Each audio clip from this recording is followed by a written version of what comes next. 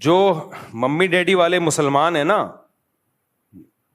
مالدار لوگ، یا جو چاہتے ہیں کہ ہماری زندگی میں ہمیں نفس کے خلاف مجاہدہ نہ کرنا پڑے، تو ان کو تو وہی اسکالر چاہیے جو آپ کے خاندانی نظام کو بھی توڑ تاڑ کے رکھ دیں، میاں بیوی کی ریلیشن کی بھی ایسی کی تیسی کر دیں، سب کو آزاد کر دیں۔ بار بار میں ایک بات کہتا ہوں، دیکھو اس وقت کا جو سب سے بڑا بت ہے نا، سب سے بڑا بت جو اسلام کے مقابلے میں آ کے کھڑا ہوا ہے، وہ ہے ویسٹرن کلچر۔ اور وہ ویسٹرن کلچر کا خلاصہ اگر میں 2 لفظوں میں بیان کروں، وہ ہے انڈیویجولزم۔ بات سمجھ میں آ رہی ہے کہ ہر آدمی دوسرے سے آزاد، کسی پر کسی کا کوئی حق نہیں ہے، ہر شخص کیا ہے؟ آزاد۔ اور اسلام بالکل اس کے اپوزٹ، اسلام بالکل اس کے الٹ ہے۔ مغرب جو ویسٹرن کلچر ہے، خدا پہ بلیف رکھو نہیں رکھو، تعلق بناؤ نہیں بناؤ، کوئی مسئلہ نہیں۔ اور جو غیر مسلم خدا کو مانتے ہیں نا، وہ بھی تعلق روحانی سکون کے لیے بنا رہے ہوتے ہیں، خدا کو راضی کرنے کے لیے بنا رہے ہوتے ہیں۔ مجھے کینیڈا میں لوگوں نے بتایا، بعض غیر مسلم بھی آتے ہیں یہاں مسجدوں میں سجدہ کرتے ہیں، اور ہم اس سے پوچھتے ہیں کیوں، تو کہہ رہے ہیں ہمیں روحانی سکون ملتا ہے۔ ملتا ہوگا۔ میں ملیشیا میں تھا، میں نے وہاں کچھ غیر مسلم دیکھے جو قرآن پڑھ کے دم کرتے ہیں اپنے اوپر، عیسائی ہیں، مولانا صاحب کے پاس آتے ہیں، بولتے ہیں سورہ رحمان پڑھو، ہم پہ دم کرو۔ میں نے ان سے غیر مسلموں سے پوچھا، میں نے کہا بھائی تم سورہ رحمان پڑھ کے کیوں دم کروا رہے ہو؟ کہہ رہے سکون ملتا ہے ہمیں، روحانی سکون ملتا ہے۔ ایک نے تو بتایا کہ میرے پہ جن چڑیل بھوت ہیں۔ میں اس کی بات اپنے الفاظ میں بیان کر رہا ہوں، بالکل اس نے یہ ورڈنگ تو نہیں تھی، یعنی کوئی آصیب واسیب ہے تو جب وہ کوئی سورہ بقرہ یا سورہ رحمان پڑھ کے کوئی مولوی صاحب دم کرتے ہیں تو میں ٹھیک ہو جاتا ہوں۔ تو ان کا اگر خدا سے بھی ریلیشن ہے تو وہ اپنے لیے، اللہ کے لیے نہیں ہے، جبکہ ریلیشن میں اپنی قربانی دینی پڑتی ہے۔ اسلام جس ریلیشن کا قائل ہے نا، وہ ریلیشن ہے جس کا فائدہ دوسرے کو ہو رہا ہو۔ آپ کو ضمنی فائدہ ہوگا، اصل مقصد آپ کو اپنا فائدہ پہنچانا نہیں ہے، آپ کو اپنا فائدہ پہنچانا نہیں ہے۔ تبھی حدیث میں آتا ہے رشتہ اس سے جوڑنے کا حکم ہے جو تم سے توڑ رہا ہے۔ جو تم سے توڑ رہا ہے اس سے جوڑنے میں آپ کا کوئی فائدہ ہے یا ٹینشن ہے؟ فل ٹینشن، کوئی فائدہ ہی نہیں ہے آپ کو۔ اللہ سے ریلیشن، آپ کو اس میں مزہ آ رہا ہے یا نہیں آ رہا مزہ، روحانی سکون مل رہا ہے یا نہیں مل رہا، آپ نے اللہ کا حق ادا کرنا ہے۔ کتنے لوگ ہیں کہتے ہیں ہمیں نماز میں مزہ نہیں آتا، نماز پڑھنے کا دل نہیں چاہتا، بالکل مفتی صاحب نماز میں دل نہیں لگتا۔ تو میں ان سے کیا جواب میں کہتا ہوں، وہی جو علماء کہتے ہیں، بھائی دیکھو غلام کا کام ہوتا ہے آرڈر کو فالو کرنا، چاہے دل لگے چاہے نہ لگے۔ آپ کا باس آپ کو کہتا ہے کہ یہ چیک ہے، کمپنی کی رقم فلاں بینک میں آئی ہوئی ہے، اکاؤنٹ سے نکال کے لے آ۔ آپ کہیں سر مزہ ہی نہیں آ رہا جانے میں اور اکاؤنٹ سے پیسے نکالنے میں، دل ہی نہیں لگ رہا، کہے گا یہ تیرا ہیڈیک ہے، یہ میرا ہیڈیک نہیں ہے۔ باقی تو کہیں بھی نہیں کہہ رہے ہوتے دل لگ رہا ہے نہیں لگ رہا۔ نماز کا جب مسئلہ آئے گا دل نہیں لگ رہا، روزے کا مسئلہ آئے گا دل نہیں لگ رہا، تلاوت کا مسئلہ آئے گا مفتدام مزہ ہی نہیں آتا۔ تو غیر مسلم کا جو اللہ سے ریلیشن ہے، جب تک اس کو سکون مل رہا ہوگا ریلیشن ہے، نہیں ہے سکون تو نہیں ریلیشن۔ مسلمان کو ایک صاحب مجھے ملے، انہوں نے کہا میں 15 سال سے تہجد پڑھ رہا ہوں لیکن میرا دل بالکل بھی نہیں لگتا۔ میں نے کہا شاباش۔ علامہ ابن سیرین رحمہ اللہ کا ایک قول مجھے یاد آیا، کہتے ہیں میں نے 20 سال تہجد پڑھی ہے نفس پہ جبر کر کے، 20 سال کے بعد دل لگنا شروع ہوا ہے۔ عجیب بات آپ کو بتاؤں، حدیثوں پہ حدیثیں یاد آتی ہیں، پھر مجھے ذہن کھلتا ہے جب نا نبی صلی اللہ علیہ وسلم کے پاس کچھ صحابہ آئے، کسی نے کہا میں ڈیلی روزے رکھوں گا، پوری زندگی انہوں نے روزے رکھے۔ آپ صلی اللہ علیہ وسلم نے فرمایا سب سے بہترین روزہ صوم داؤد ہے، داؤد علیہ السلام کا روزہ ہے۔ اگر کوئی روزے میں خاندانی پیکج پہ عمل کرنا چاہتا ہے نا، سب سے خاندانی، تو وہ یہ نہیں ہے کہ ڈیلی روزے رکھے، وہ داؤد علیہ السلام والے روزے رکھے۔ آپ نے فرمایا داؤد علیہ السلام ایک دن روزہ رکھتے تھے، ایک دن ناغہ کرتے تھے، پھر روزہ رکھتے تھے، پھر ناغہ کرتے تھے۔ اب یہ سب سے بہترین روزہ کیوں ہے؟ وجہ اس کی یہ کہ اگر آپ کنٹینیوسلی روزے رکھنا شروع کرتے ہو آپ کی باڈی کمزور ہونا شروع ہو جائے گی، جبکہ نبی نے فرمایا اللہ کو طاقتور مومن کمزور مومن سے زیادہ محبوب۔ روزے کا بنیادی مقصد روحانی قوت پیدا کرنا ہے، جسمانی طور پہ کمزور کرنا روزے کا مقصد نہیں ہے، کیونکہ کمزور آدمی سے زیادہ اللہ کو کون محبوب ہے؟ طاقتور ہوگا تو دین کے کام بھی کرے گا، دوسروں پہ بوجھ نہیں بنے گا، کھلانے والا بنے گا نا۔ آج ایک صاحب آئے، میں تو مزاح کی میری عادت ہے، اتنا باریک لڑکا، بہت باریک نا، میری مزاح کی عادت ہے، کوئی توہین نہیں ہو سکتا یہاں بیان میں بیٹھا وہ، تو کہہ رہا میں آپ سے ملنا چاہتا ہوں، میں آپ سے ملنا چاہتا ہوں۔ میں نے کہا مل تو لیے؟ کہہ رہے ہیں نہیں میں آپ سے ٹائم لے کے ملنا چاہتا ہوں۔ میں نے کہا پھر پورے آؤ، پورے، میں آپ کو پروٹوکول جب دوں گا جب آپ پورے تو ہو۔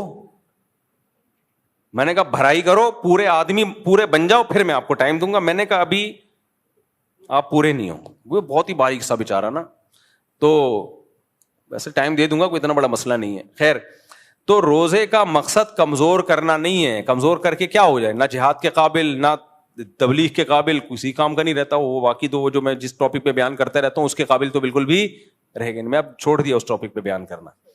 کل میں نے دیکھا لوگوں نے دبا کے میرے خلاف نیگیٹو کمنٹس اتنے زیادہ کہ بس کیا بتاؤں میں، تو ڈھیٹ ہوں، چھوڑوں گا نہیں۔ خیر، تو جسمانی طاقت یہ ضروری ہے نا، بیمار ہوگا تو اگر کنٹینیوسلی آپ روزے رکھتے ہیں نا تو جسم آپ کا کمزور ہونا شروع ہو جائے گا اور روزوں کی عادت پڑ جائے گی، تو نفس پہ شاق نہیں گزرے گا یہ کام۔ جس چیز کی عادت پڑ جاتی ہے نا، یوز ٹو ہو جاتا ہے، وہ پھر مشکل نہیں لگتا۔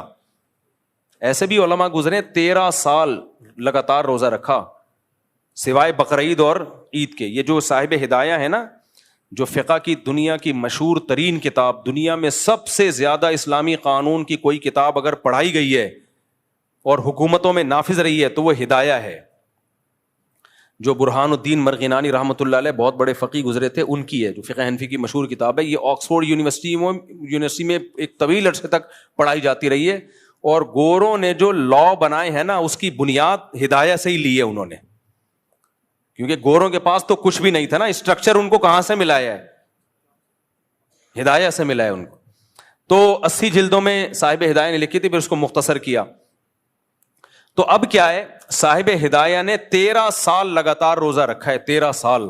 اکابر میں اسلاف میں ایسے بہت واقعات ملتے ہیں ہمیں، سوائے عید کے دن ناغا کرتے تھے، باقی رکھتے تھے وہ۔ تو اب کیا ہوتا ہے، کنٹینیوسلی جب آپ دیکھو رمضان میں شروع کے 3-4 دن ہمیں مشکل لگتے ہیں، اس کے بعد عادی ہو جاتے ہیں، پھر تو جس دن روزہ چھوڑنا ہو کسی بیماری کی وجہ سے وہ مشکل لگ رہا ہوتا ہے۔ تو داؤد علیہ السلام کیا کرتے تھے، ایک دن روزہ ایک دن ناغا، اس سے صحت بھی اچھی، ایک دن روزے کی وجہ سے باڈی کی سروس ہو گئی، اگلے دن کھا لیا۔ لیکن ہوتا پھر اگلے دن روزہ رکھنا بڑا مشکل ہوتا ہے، کیونکہ نہ رکھنے کی عادت پڑ رہی ہے نہ چھوڑنے کی عادت۔ کتنا مشکل کام ہے۔ اس سے روحانی قوت بڑھتی ہے، آدمی کی قوت ارادی بہت مضبوط ہو جاتی ہے کہ وہ جب چاہتا ہے جو کام کر سکتا ہے۔ ہم بہت سارے کام کرنا چاہتے ہیں، ہماری قوت ارادی ساتھ نہیں دے رہی ہوتی، صبح شام سوچ رہے ہوتے ہیں یہ کریں گے وہ کریں گے، کرنے کا ٹائم آتا ہوتے نہیں ہے۔ تو جو مشکل کام کر لیتے ہیں نا ان کی قوت ارادی ہو جاتی ہے مضبوط۔ جیسے جو ہمت کر کے ایک دفعہ نشہ چھوڑ لیں، ہمارے ایک دوست تھے یعنی اب دوست بنے، جب نشہ کرتے تھے اس وقت دوست نہیں تھے وہ، تو انہوں نے بتایا مجھے نشے کی عادت پڑ گئی تو مجھ سے چھوٹتا ہی نہیں تھا۔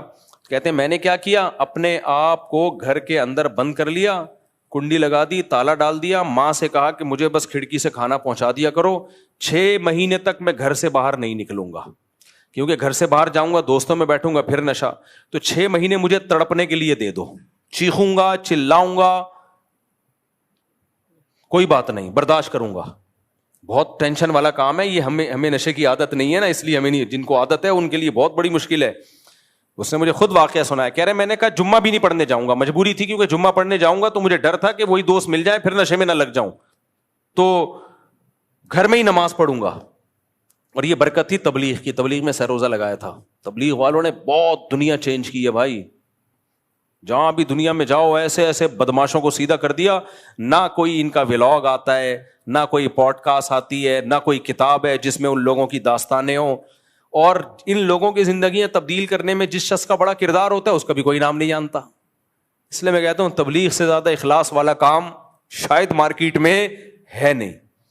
میرے ہاتھ میں تو 2 آدمی مسلمان ہوں گے, اگلے دن میڈیا پہ خبر آئی بھی ہوگی, حالانکہ وہ کیے کسی اور نے ہوں گے, آ کے ہمارے ہاتھ میں ہو گئے ہوں گے. تو تبلیغ کا کام میں اخلاص اینڈ ہے بھائی.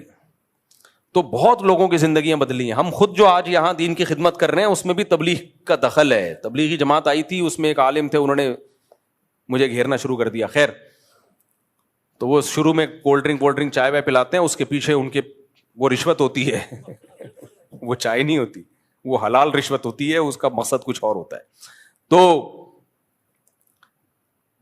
تو کیا ہے, کیا کہہ رہا تھا یار پھر, ہاں 6 مہینے تک اس نے اپنے آپ کو بند کیا. تو کہہ رہا ہے میں اتنا طبیعت خراب ہوئی, میں نے کہا مر جاؤں گا بس. 6 مہینے بعد نشہ ختم.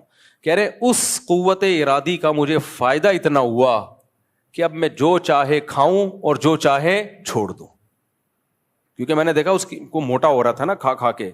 کہہ رہے میرے لیے اپنے آپ کو دبلا کرنا کوئی مسئلہ نہیں ہے, میں نے اتنی بڑی قربانی دی ہے, میں جب چاہوں گا روٹی چاول آلو چھوڑ دوں گا. تو کہہ رہے میرے ہاتھ میں ہے, کیونکہ لوگ وزن گھٹانا چاہتے ہیں, ان سے ڈائٹنگ ہی نہیں ہوتی.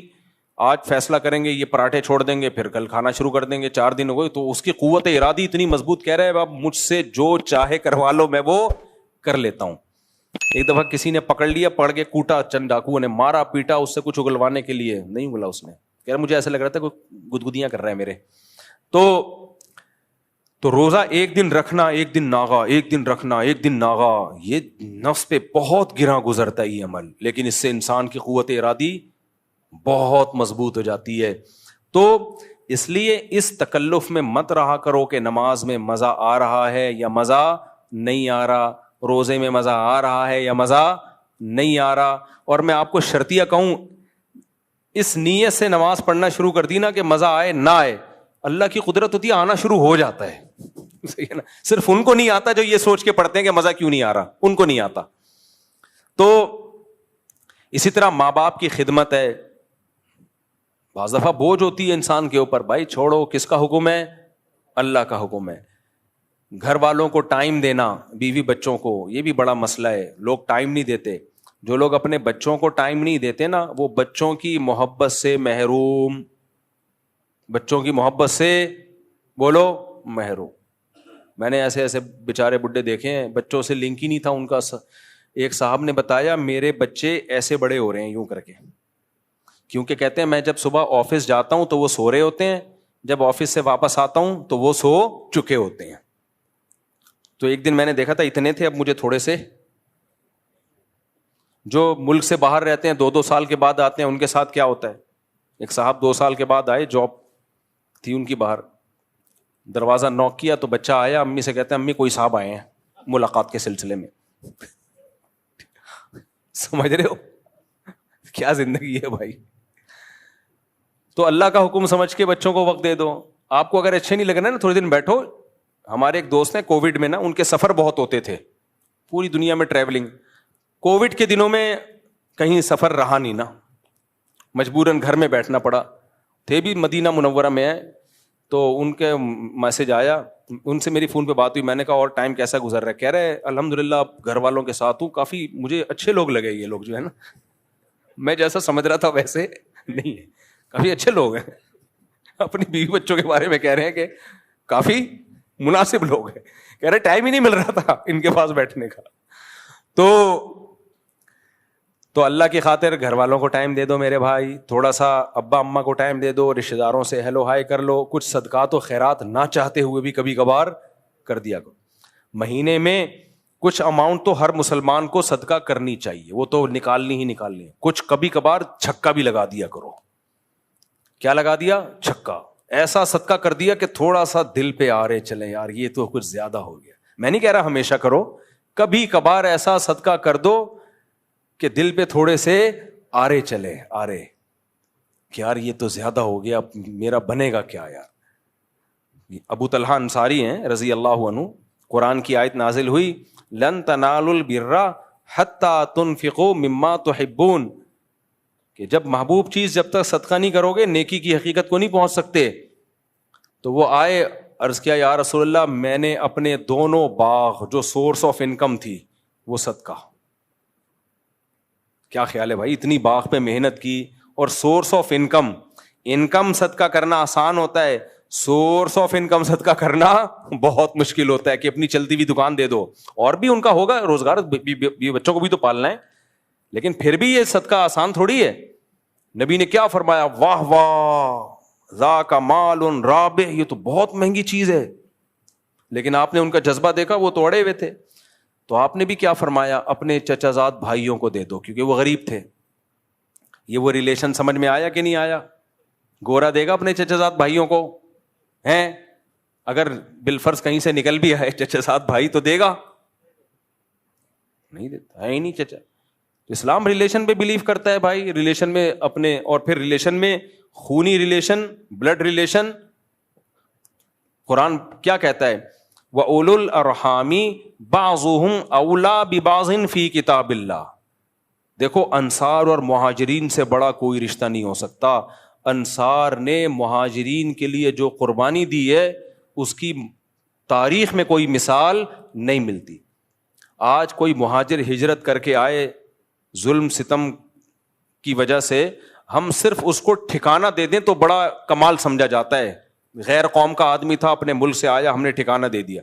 اول تو گورنمنٹ ٹھکانے دے رہی ہوتی ہے, پرسنلی لوگ پرسنلی تو یہ کام کر نہیں رہے ہوتے. صحابہ نے صرف ٹھکانہ نہیں دیا, اپنے کاروبار میں شریک کر لیا کہ آج سے آدھا کاروبار آپ کا ہے. یہ بہت بڑی دل گردے کی بات ہوتی ہے اتنے.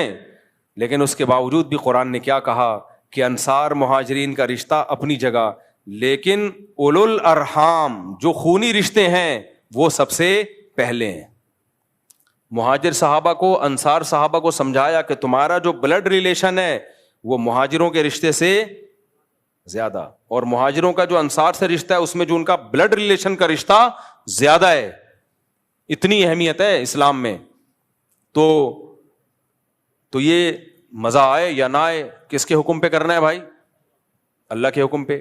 نبی صلی اللہ علیہ وسلم نے فرمایا, یہ سارے میں ان اسکالرس کے خلاف بات کر رہا ہوں جو اباحت پسندی کی طرف جا رہے ہیں.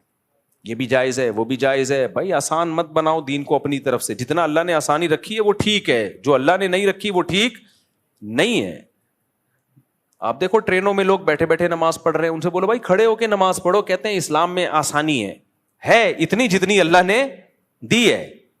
فرض نماز کھڑے ہو کے ہوتی ہے, قبلے کی طرف رخ کرنا پڑے گا آپ کو. جہازوں میں نمازیں چھوڑ رہے ہیں, بھائی سفر ہے, بھائی چھوڑنے کی کہاں اجازت ہے؟ میدان جنگ میں اجازت نہیں ہے تو جہاز میں کہاں سے اجازت ہو گئی؟ تو ہر آدمی کا اخپل طریقے سے, جہاں مشکل ہونا وہاں نماز پڑھنے کا مزہ ہے. نمازی کا پتہ جب چلتا ہے بھائی جب مشکل ہو. ہم جب کینیڈا امریکہ کا سفر ہوتا ہے نا, جاتے ہوئے ایک آدھ نماز آتی ہے, کیونکہ جس سمت میں سورج چل رہا ہے اسی سمت میں ہم سفر کر رہے ہیں. واپسی پہ ٹھکا ٹھک نمازیں آ رہی ہوتی ہیں. 18-20 گھنٹے کا سفر اور مسلسل نماز پہ نہ سو سکتے ہیں, ہر وقت وضو کی فکر کہ بھائی جہازوں کے واش روم میں وضو کرنا بھی آسان نہیں ہوتا. پھر میرا ایک معمول ہے, آپ کا کبھی جہاز کا سفر ہو یہ پلے باندھ لو, جہازوں میں جب آپ وضو کرتے ہو نا واش روم میں جا کے, نیچے گیلا بہت ہو جاتا ہے. نمازی لوگ کیا کرتے ہیں, وضو کر کر کے نکلتے رہتے ہیں اور کیچڑ اور تالاب بنا دیتے ہیں. ایک پائلٹ نے بتایا کہ جا رہے تھے جہاز میں, سب وضو کر کر کے نکل رہے تھے, پورا کیچڑ ہو گیا, جہاز گندا ہو گیا. تو تبلیغی اکابر کی طرف سے یہ ہدایات نہیں ہے. تو اس میں کیا کرنا ہے بھائی, وضو ایئرپورٹ پہ کر لیں. آپ کہاں کر لیں وضو؟ میں یہی کوشش کرتا ہوں بھائی واش روم وغیرہ سے پہلے فارغ ہو جاؤ تاکہ جہاز میں وضو کرنے کی نوبت ہی نہ آئے, کیونکہ ان کا سارا نظام اس سے خراب ہوتا ہے, متاثر ہوتا ہے. وضو آپ ایئرپورٹ پہ ہی کر لیں, حتی الامکان کوشش کریں ایئرپورٹ پہ نماز پڑھ لیں, آپ ڈیلے نہ کریں اس کو آپ. اور اگر پھر بھی مجبوراً وضو کرنا پڑ جائے جہاز میں, تو میں کیا کرتا ہوں, میرا معمول ہے کم سے کم پانی استعمال کیا, جو نیچے گرائے کہتے ہوئے تھوڑا عجیب سا لگ رہا ہے لیکن یہ کیا کرو. ٹیشو سے لے کے اپنے ہاتھ سے پورا میں نیچے کا فرش صاف کرتا ہوں, تاکہ ایسا نہ ہو جہاز کا جو عملہ ہے وہ بولیں کہ یار نمازیوں کی وجہ سے ہماری ساری سروس کیا ہو جاتی ہے, خراب. کیونکہ کچھ نہ کچھ چھینٹے نیچے پڑیں گے اور نئے آنے والے کو تکلیف ہوگی. کیا کیچڑ بنا کے چلے گئے مولانا صاحب, کوئی گورا کیچڑ بنا کے جاتا نہیں ہے, لبرل لوگ کیچڑ, یہ جب بھی نمازی آئیں گے کیچڑ. تو تھوڑی سی ہمت کر لو اپنے ساتھیوں کو بھی کہتا ہوں بھائی جو بھی واش روم میں جو جائے گا وضو کرے گا تو ٹیشو سے لے کے پورا فرش، کیا یہ نہیں کہہ رہا کہ وہ اس میں گھس جائیں، وہ تو ویسے ہی صاف ہوتا ہے، فرش کو اچھی طرح کیا کریں، نیچے کا صاف کریں، اس کے بعد ہاتھ اچھی طرح دھو لیں. آپ تھوڑی سی ٹینشن ہوگی، تھوڑی سی ہمت ہوگی، لیکن صاف ستھرا رہے گا. جہاز کے عملے کو یہ اعتراض نہیں ہوگا کہ یار ہمارا واش روم گندا کر دیا انہوں نے، یہ کیا مصیبت میں ڈال دیا ہم لوگوں کو. تو خیر، تو یہ بھائی یہ ٹینشن تو لینی پڑے گی نا. ایسے فری پھوکٹ کی نماز تو کچھ بھی نہیں، کام نہیں ہے تو چلو نماز پڑھ لیتے ہیں، ٹائم اچھا گزر جائے گا، یہ تو بہت سے لوگ کر لیتے ہیں. نماز کا پتہ بیماری اور سفر میں چلتا ہے، بیماری اور سفر میں چلتا ہے کہ یہ نمازی ہے یا نہیں. بیمار ہو گئے، اب طہارت مشکل ہو رہی ہے، بھائی چھوڑو یار یہ کر دو، تیمم کر لیں گے. بھائی تیمم جب جائز ہے جب پانی کا استعمال ممکن ہی نہ ہو. آپ بستر پہ ٹب میں پانی منگوا کے وضو کر لو آپ، اور مجبوری میں 2 نمازیں اکٹھی بھی پڑھ سکتے ہو، یعنی ظہر کو آخری وقت میں پڑھو اور جیسے ہی عصر کا وقت داخل ہو عصر پڑھ لو، اس طرح سے 2 نمازیں اکٹھی کر لو. تو جتنی اللہ نے اجازت دی ہے اتنی تو ہوگی میرے بھائی، جتنی اللہ نے نہیں دی آپ کو اپنی طرف سے نہیں کرنی. وہ ٹینشن آپ نے لینی ہے اور مجھے اور آپ کو وہ ٹینشن لینی پڑے گی. تو میں یہ بتا رہا تھا کہ ہمارے جو اس ایک لبرل قسم کے اسکالرز آ رہے ہیں، تو جب یہ جدید طبقے کو دیکھتے ہیں کہ ان سے ڈرامے فلمیں چھوڑنا بہت مشکل ہے تو ڈرامے فلمیں لیگل کر دیے، ان سے مخلوط ماحول سے بچنا مشکل ہے تو وہ سب لیگل ہوتی چلی جا رہی ہیں. تو 2 چیزوں میں سمجھوتا نہیں ہو سکتا جو اصل میں بیان کر رہا تھا. پہلی بات، مقاصد شریعت جو ہیں ان میں سمجھوتا نہیں ہو سکتا. مقاصد شریعت میں نے بتایا کہ زنا سے بچنا ضروری ہے اور شراب سے بچنا ضروری ہے، نماز پڑھنا ضروری. ہاں جو ذرائع ہے نا، ذرائع وہ زمانے کے حساب سے چینج ہوں گے، ان کو چینج نہ کرنا اسلام کی مخالفت ہے. ذرائع کسے کہتے ہیں؟ مقاصد تک پہنچنے کا ذریعہ. سمجھ میں آ رہی ہے بات کہ نہیں آ رہی ہے؟ مقصد تک پہنچنے کا بولو ذریعہ. مثال کے طور پر شریعت نے ہمیں نماز سے پہلے وضو کرنے کا حکم دیا ہے. نبی صلی اللہ علیہ وسلم بیٹھ کے وضو کیا کرتے تھے، نبی صلی اللہ علیہ وسلم لوٹے سے وضو کیا کرتے تھے.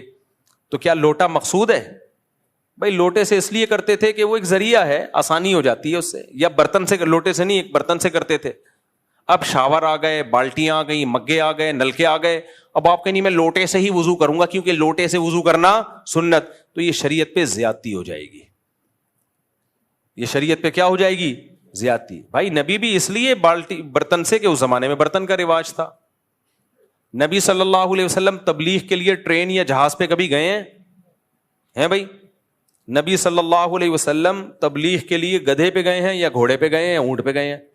اب آپ کہو کہ میں بھی تبلیغ کے لیے جاؤں گا، امریکہ جماعت جائے گی گدھوں پہ بیٹھ کے، تو کیا خیال ہے بھائی؟ پہنچ جائے گی وہ جماعت؟ وہ نہیں پہنچے گی. گدھے پہنچ جائیں گے، ہو سکتا ہے وہ نہیں پہنچ پائے گی. تو بھائی گدھا مقصد تھوڑی ہے، ذریعہ مقصد ہے. مولانا ابو الحسن علی ندوی رحمت اللہ علیہ بہت ہی زیرک خاندانی عالم گزرے ہیں، بہت دور اندیش عالم تھے. تبلیغی جماعت میں عربوں میں ریاض الصالحین لانے والے وہ ہیں.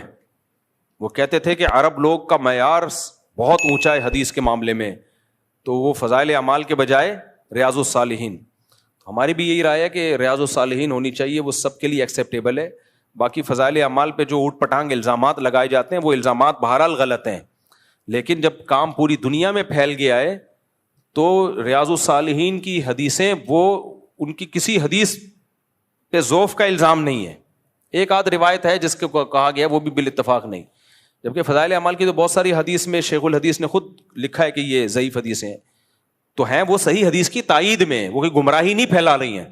لیکن بھائی جب ایک چیز زیادہ مستند ہے اور کام پھیل گیا، سب کے لیے ایکسیپٹیبل ہے، تو وہ زیادہ بہتر ہے. خیر یہ تبلیغ والوں کا مسئلہ ہے، وہ کیا کرتے ہیں. تو اب کیا ہے، مولانا ابو الحسن علی ندوی رحمۃ اللہ علیہ نے تبلیغ کو بھی بہت متعارف کروایا عربوں میں، بہت ان کی خدمات ہیں.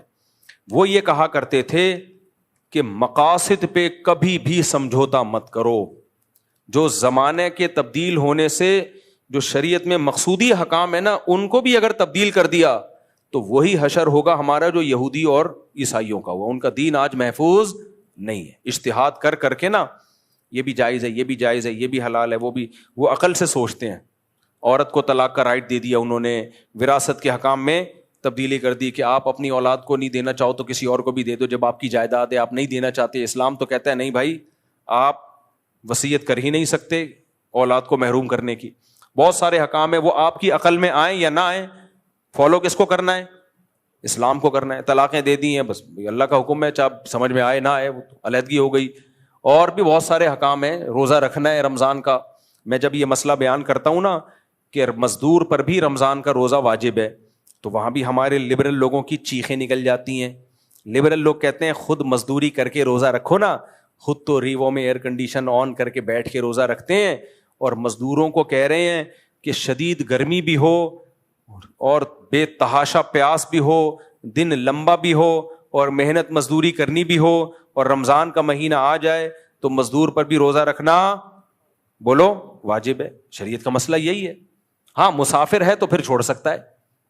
تو اب یہ ہمارے لبرل لوگوں کی چیخیں نکلتی. میں نے جب یہ مسئلہ بیان کیا, لوگوں نے کہا خود رکھو نا پتہ چلے, خود رکھو نا پتہ چلے. مجھے پتا ہے میں خود رکھوں گا تو پتہ چلے گا, لیکن اگر میں مشکل میں آ کے اللہ نہ کرے میں روزہ چھوڑ دوں تو میرے چھوڑنے سے روزہ چھوڑنا حلال نہیں ہو جائے گا. کسی مولوی کے گناہ کرنے سے گناہ حلال تھوڑی ہو جاتا ہے, کیونکہ اللہ تعالیٰ نے روزہ چھوڑنے کی اجازت مریض کو دی اور مسافر کو دی, مزدور کو نہیں دی ہے. کیونکہ ہارڈ ورکنگ اور سافٹ ورکنگ اس کا کوئی معیار تھوڑی ہے. کوئی زیادہ محنت کرتا ہے, کوئی کم محنت کرتا ہے, کوئی بے روزگار ہے سارا دن گھر میں پڑا رہتا ہے, کوئی ٹریولنگ ہے, یعنی کسی کو محنت کرنی پڑتی ہے.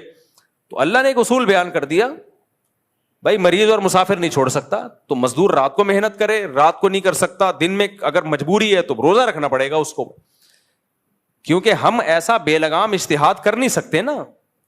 علماء بیان کرتے ہیں اجتہاد اور قیاس وہاں ہوتا ہے جہاں نص موجود نہیں ہوتی. جہاں نص موجود ہے, شریعت کا حکم موجود ہے, وہاں اجتہاد کا دروازہ ہی بند. پھر تو یہودی اور عیسائیوں میں, بلکہ یونائٹڈ نیشن کا لا بن جائے گا. یہ یونائٹڈ نیشن والے تو اپنی عقل سے فیصلہ کرتے ہیں. آپ کہہ سکتے ہیں وہ تو بیچارہ مر جائے گا روزہ رکھے گا, تو شریعت نے اس میں نص موجود ہے کہ سب سے پہلے جان بچانا فرض ہے, تو روزہ رکھے. بے ہوش ہونے کا خطرہ ہو, بیمار ہونے کا خطرہ ہو تو روزہ توڑ دے. وہ جب خطرہ ہو نا کہ میں بیمار ہو رہا ہوں, حالت غیر ہو رہی ہے, تو توڑ دے روزہ. جب تک ایسی کنڈیشن خطرناک نہیں ہو جاتی تو روزہ چھوڑ نہیں سکتا. صرف پیاس کی شدید شدت یا بھوک کی شدید شدت کی بیس پہ روزہ توڑ بھی نہیں سکتا. جب آپ کو یاد ہے ہیٹ اسٹروک ہوا تھا کراچی میں, انتہائی شدید گرمی تھی, بہت سے لوگوں نے روزے توڑ دیے. تو ہم یہی کہتے تھے کہ بھائی آپ کو کیا مرنے کا خطرہ ہو گیا تھا؟ وہ کہتے ہیں نہیں ہمیں کوئی خطرہ نہیں تھا مرنے کا. شوگر اتنی لو ہو گئی تھی کہ آپ کو بے ہوش ہونے کا خطرہ؟ کہہ رہے ہیں نہیں. کیوں توڑا؟ کہتے ہیں مجھے برداشت نہیں ہو رہا تھا, بہت شدید پیاس لگ رہی تھی. ہم نے کہا بھائی آپ کو 60 روزے کفارے کے طور پہ رکھنے پڑیں گے. اب وہ کہتے ہیں کیا اللہ اتنا ظالم ہے, اللہ کو ترس نہیں آ رہا, ہم سے برداشت نہیں ہو رہا. بھائی اللہ نے حکم دیا برداشت کرنا پڑے گا. کسی کو زیادہ پیاس لگتی ہے, کسی کو کم پیاس لگتی ہے, اس کا کوئی معیار نہیں ہے شریعت میں. شریعت میں یہی ہے بیمار ہونے کا غالب گمان ہو یا موت کا غالب گمان ہو تو توڑ سکتے ہو. جب تک موت یا بیماری کا خطرہ نہیں ہے برداشت کرنا پڑے گا آپ کو. یہ نہیں کہ بہت زیادہ پیاس لگ رہی ہے تو وہ کفارہ لازم ہوگا آپ کے اوپر. ایک مولانا صاحب نے مسئلہ بیان کر دیا. اب اہل حدیث عالم تھے, میں نہیں کہہ رہا سارے اہل حدیث ہوتے ہیں, لیکن اہل حدیث عالم میں کوئی ایک رائے نہیں ہوتی. ہر عالم کی اپنی ایک کوئی رائے ہوتی ہے, تو ہم کسی پوری جماعت پہ کوئی حکم لگا نہیں سکتے. پچھلے سال ایک اہل حدیث عالم سے مسئلہ کسی نے پوچھا کہ دودھ پلانے والی عورت روزہ چھوڑ سکتی ہے یا پریگنینسی میں عورت روزہ چھوڑ سکتی ہے؟ انہوں نے فرمایا ہاں چھوڑ سکتی ہے کیونکہ مجبوری ہے. بھائی کہاں سے نکال لیا کہ پریگنینسی میں دودھ پلانے والی عورت روزہ چھوڑ سکتی ہے؟ یہ کوئی بیماری تھوڑی ہے. پریگنینسی نہ ہونا بیماری ہے, تبھی تو علاج ہو رہا ہوتا ہے. پریگنینسی ہونا تو نیچرل ہے. تو انہوں نے کہا دودھ پلانے والی عورت بھی روزہ چھوڑ سکتی ہے؟ نہیں چھوڑ سکتی روزہ. جب چھوڑ سکتی ہے جب دودھ پلانے سے اس کو چکر آ رہے ہوں. سمجھ میں آ رہی ہے بات؟ چکر آنا ایک بیماری ہے, پھر چھوڑ سکتی ہے. اگر کوئی دودھ پلا رہی ہے چکر نہیں آ رہے تو پلانے پڑے گا, یعنی اس کو روزہ نہیں چھوڑ سکتی. یا روزہ چھوڑ کے دودھ ختم ہو رہا ہے, بچہ کی جان کو خطرہ ہو گیا ہے, تو پھر بھی چھوڑ سکتی ہے روزہ اپنی جان یا بچے کی جان بچانے کے لیے. لیکن بچے کی جان کو بھی خطرہ نہیں ہے, کوئی چکر بھی نہیں آ رہے, تو صرف دودھ پلانے سے قرآن میں یا حدیث میں کہیں نہیں ملتا کہ عورت دودھ پلانے والی روزہ چھوڑ سکتی ہے. آپ کا بے لگام اجتہاد ہے. ہم نے بہت سی عورتوں کو دیکھا ہے فیڈ کراتی ہیں بچوں کو, پھر بھی روزے رکھتی ہیں پورے کچھ بھی نہیں ہوتا ان کو. اسی طرح پریگنینسی میں روزہ چھوڑنے سے, روزہ رکھنے سے اگر نقصان ہو رہا ہے, بیماری ہو رہی ہے, پھر ایک الگ بات ہے. اگر بیماری نہیں ہو رہی تو پریگنینسی بذات خود ایسی چیز نہیں ہے جس کی وجہ سے روزہ چھوڑنا جائز ہو. اب بعض خواتین نہیں کہتی ہم جب بچے کو دودھ پلاتی ہیں اور روزہ رکھیں تو بھوک بہت شدید لگتی ہے. وہی بات ہے, شدید بھوک روزہ چھوڑنے کا عذر نہیں ہے, کیونکہ روزہ جب آپ رکھیں گے تو کسی کو کم بھوک لگے گی, کسی کو شدید لگے گی, کسی کو بہت شدید لگے گی. تو یہ سب آج کل کے بے لگام اجتہاد ہیں. ایسے اسکالر سے بچیں, تمام دوائیں بچوں کی پہنچ سے دور رکھیں. میں بات کو 2 منٹ میں جلدی سے کمپلیٹ کر لوں. تو شریعت میں کیا ہے, مقاصد پہ سمجھوتا بولو نہیں ہے, ذرائع پہ سمجھوتا, ذرائع لچکدار. تو ابو الحسن علی ندوی رحمۃ اللہ علیہ فرمایا کرتے تھے مقاصد پہ کوئی سمجھوتا مت کرو, ذرائع میں اتنی لچک پیدا کر دو کہ جس وقت جو طریقہ سوٹیبل لگ رہا ہو فوراً اختیار کرو. یہ مت دیکھو کہ صحابہ نے یہ طریقہ اختیار کیا یا نہیں کیا, ہمارے بزرگوں نے یہ طریقہ اختیار کیا یا نہیں کیا. تبھی تو دیکھو جب الیکٹرانک میڈیا آیا, جو علماء الیکٹرانک میڈیا میں آ گئے وہ آگے نکل گئے, اور جو یہ کہنے لگے ہمارے بزرگوں نے تو کیسٹ کے ذریعے اسلام نہیں پھیلایا, ہمارے بزرگوں نے تو یوٹیوب کے ذریعے اسلام نہیں پھیلایا, وہ بیچارے مارکیٹ سے شارٹ. اسی میں یہ ہے کہ بھائی یونیورسٹی میں جانا, جہاں مخلوط ماحول ہو بیان کرنا. بھائی یونیورسٹی میں جا کے بیان کرنا یہ مقصد نہیں ہے, ذریعہ مقصد ہے. مقصد کیا ہے, دین کو فائدہ ہو. تو اگر یہ اس طرح سے دین کو پھیلانے کا موقع مل رہا ہے تو یہ موقع ضائع مت کرو, آپ ضائع مت کرو یہ موقع. تو ذرائع اتنے لچکدار ہونے چاہیے کہ جو بھی طریقہ اختیار کر لے اپنا ظرف اس کے لیے بڑا رکھو. کچھ لوگ کیا کرتے ہیں, بادشاہوں سے ملتے ہیں, ان کو ہدیے دیتے ہیں. ان کا مقصد کیا ہوتا ہے, ان کے دل نرم ہو, دین کی طرف آئیں, ملک کا نظام ٹھیک ہو. اگر ان کی نیت تبلیغ ہے ٹھیک ہے بالکل, اس پہ یہ کہنا درباری لوگ ہیں, سرکاری ملا ہیں, درباری ملا. بھائی کوئی ایک طریقہ متعین نہیں ہے, جس کو جو طریقہ سوٹیبل لگ رہا ہے وہ طریقہ اختیار کرے. تبلیغ والے بعض دفعہ کیا کرتے ہیں, دعوت دیتے ہی نہیں ہیں, صرف کھانا کھلاتے ہیں اور نکال دیتے ہیں پتلی گلی سے. چائے پلائی, چلو بھائی السلام علیکم, وعلیکم السلام. کوئی دعوت نہیں ہے, کچھ بھی نہیں, چائے کا خام کا خرچہ ہو گیا. لیکن ان کو پتا ہوتا ہے یہ چائے جب اترے گی نا, مسانے میں جانے سے پہلے پاس ہونے سے پہلے اپنا اثر دکھائے گی. انسان کی نیچر ہے, تھوڑا سا بھی کوئی کسی کے ساتھ اچھا سلوک کرتا ہے نا وہ نرم ہو جاتا ہے. تو یہ بھی تبلیغ ہے. اب آپ کو نبی نے کبھی کسی کو چائے پلائی؟ کیا نبی چائیں پلا کے تبلیغ کیا کرتے تھے؟ ہے بھائی, کیا نبی کھجوریں کھلا کے تبلیغ کیا کرتے تھے؟ اس کو بولے گا بھائی نبی تبلیغ کرتے تھے. تبلیغ کا طریقہ نبی کو جو دیکھو, نبی صلی اللہ علیہ وسلم نے کفار کو اتنے ہدیے دیے کہ بعض مخلص صحابہ کو بھی اشکال شروع ہو گیا کہ یہ تو نئے لوگ ہیں, ان کو اتنا دیا جا رہا ہے اور ہم پرانے ہیں. تو آپ نے کیا فرمایا, وہ عرب تھے, ان کے سرداروں کے دل کو نرم کرنا تھا. بھائی تم تو اپنے ہو, میں تمہارے ساتھ ہوں, میں مدینہ میں تمہارے ساتھ رہوں گا. تو یہ نئے لوگ ہیں, ان کو ہم اکرام کریں گے تو یہ اسلام کی طرف آئیں گے. تو کبھی ہدیے دے کے, کبھی دین کی تبلیغ ہدیے دینے سے ہوتی ہے, کبھی محروم کرنے سے ہوتی ہے. سزا دو اس کو, ایک بچہ نماز نہیں پڑھ رہا, ناشتہ بند کر دو, ہو سکتا ہے نماز پڑھنا شروع کر دے وہ, ٹھیک ہے کہ یار ناشتہ ہی گیا میرا. تو کبھی مال روک کے تبلیغ ہوتی ہے, کبھی مال دے کے تبلیغ ہوتی ہے, کبھی اچھے اخلاق سے بات کر کے تبلیغ ہوتی ہے, کبھی ڈانٹ ڈپٹ کر کے تبلیغ ہوتی ہے, کبھی انگلش بول کے بھی ہوتی ہے. یہ بھی عجیب بات ہے, آپ کو بتاؤں میں, آپ حیران ہو کہ انگلش بول کے کون سی تبلیغ ہو رہی ہے. ہوتی ہے. بعض دفعہ سامنے والا آپ کو جاہل سمجھتا ہے اور کہتا ہے یہ پینڈو ہمیں کیا اسلام سکھائے گا, آپ ٹش پش انگلش شروع. کہتے یار آپ بتاؤ کیا کہنا چاہتے ہو آپ. میں واقعہ سنا ہے نا, ابھی کینیڈا میں گیا, ایک مولانا صاحب مجھ سے ملے, بڑے دیسی سا لباس ان کا, وہ تو وہیں کے پیدا ہوئے ہوئے. تو کہتے ہیں میں نے بڑی عیاشی میں ٹائم گزارا, اس کے بعد اللہ نے مجھے ہدایت دی, 18-20 سال کی عمر میں ہی مجھے عقل آ گئی, ایک دھچکا لگا تھا زندگی میں, تو میں نے یو ٹرن لیا, تبلیغ میں وقت لگایا. کہتے ہیں اس کے بعد میں نے سوچا میں عالم بنوں گا, پوری زندگی دین کی خدمت کے لیے وقف. کہتے ہیں میں آ گیا پاکستان میں بنوریا مدرسہ ہے نا, وہاں میں نے پڑھا. کہہ رہے ہیں ایک دن ہم جمعرات کے چھٹی والے دن ہوٹل میں کھانا کھانے کے لیے نکلے, بڑا لگژری, اب یہ ٹھیک ٹھاک مالدار آدمی تھے, کینیڈا میں پیدا ہوئے, یہ وہاں کا تو غریب بھی ہم سے زیادہ مالدار ہوتا ہے, تو یہ تھے بھی مالدار فیملی سے. کہہ رہے میری پگڑی شلوار قمیض, میں چلا گیا, ہوٹل والا کم بخت گھسنے ہی نہیں دے رہا اندر, اور کہا کہ نہیں یہاں کوئی جگہ نہیں, حالانکہ کہہ رہے میں نظر آ رہی ہیں سیٹیں, کہہ رہے گھسنے ہی نہیں دے رہا اندر. ہم نے کہا بھائی کیا مسئلہ کیا ہے؟ تو کہہ رہے کسی نے آ کے بتایا, وہ ہوٹل مینیجر یہ کہہ کے گیا کہ بھائی یہ ان کے بس کا نہیں ہے, یہ افورڈ نہیں, کھانا کھائیں گے پیسے نہیں دے پائیں گے, اتنا مہنگا کھانا ہے آپ. کہہ رہے میں نے کہا مینیجر کو بلاؤ. پھر میں نے انگلش میں ٹھش پش شروع کر دی, اور ہماری والی انگلش تو and what are you doing ہوتی ہے نا, ان کی وہ انگلش ہوتی ہے سچی مچی کی انگلش ہوتی ہے وہ.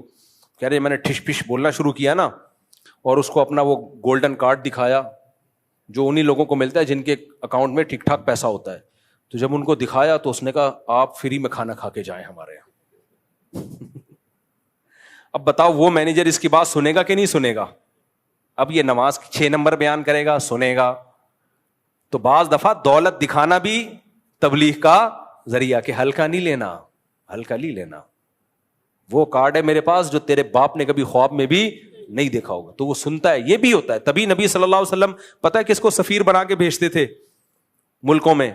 جو پرسنالٹی وائز بڑے خوبصورت ہوتے تھے.